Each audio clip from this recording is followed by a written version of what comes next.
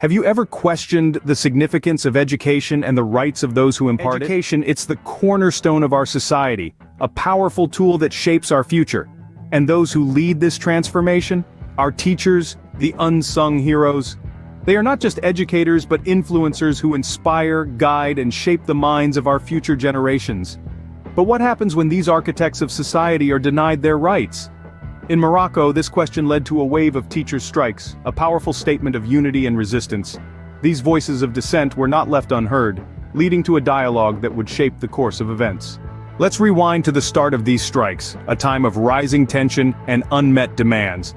The teachers, long-standing pillars of our society, began to voice their discontent loudly, demanding better working conditions and adequate pay. The government's response, however, was not as swift or as satisfying as the educators had hoped. This initial stage was marked by a palpable sense of frustration and disappointment, which reverberated through the education system, affecting students and parents alike. The public's reaction was a mix of support and concern, reflecting the complex nature of the situation. As the strikes gained momentum, they caught the attention of Morocco's Prime Minister, Aziz Akannouch. Prime Minister Aziz Akannouch, in an unprecedented move, opened a dialogue with the unions. A conversation that echoed through the halls of power, bringing the plight of the educators into the spotlight. They discussed key issues, ranging from fair wages to improved working conditions. The Prime Minister made promises, compromises were reached, and hopes were raised. But beneath the diplomatic smiles and handshakes, a question lingered.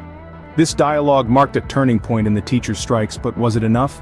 The dialogue with the Prime Minister brought about significant changes. But did it meet the teachers' demands? The first meeting held by 4 educational unions on Monday morning with Prime Minister Aziz Akannouch concluded with the suspension of the new statute and the suspension of wage cuts, starting next month. It is noteworthy that the Prime Minister invited the unions last Thursday to hold a session of sectoral dialogue this day, stressing the government's readiness to consolidate channels of dialogue in order to find solutions to ensure the quality of public schools. Prime Minister Aziz Akannouch stressed at the time his commitment to adhere to the comprehensive reform of the education system and to motivate the teaching staff to do their duty in the best way. For the government, education is a fundamental pillar to promote the building of the social state and the Morocco of development, as aspired by King Mohammed VI, the head of government said. The Prime Minister explained that dialogue is the only way to achieve reform, find effective solutions, and address the problems at hand. As we look to the future, the implications of these events underscore the importance of continued dialogue and collective action. While all teachers in Morocco expressed their anger by not involving them in the dialogue, and therefore the consequences of this failed dialogue, as they put it, do not represent them. So the coordination expressed their satisfaction with a national strike this week and are promising the government more effectively.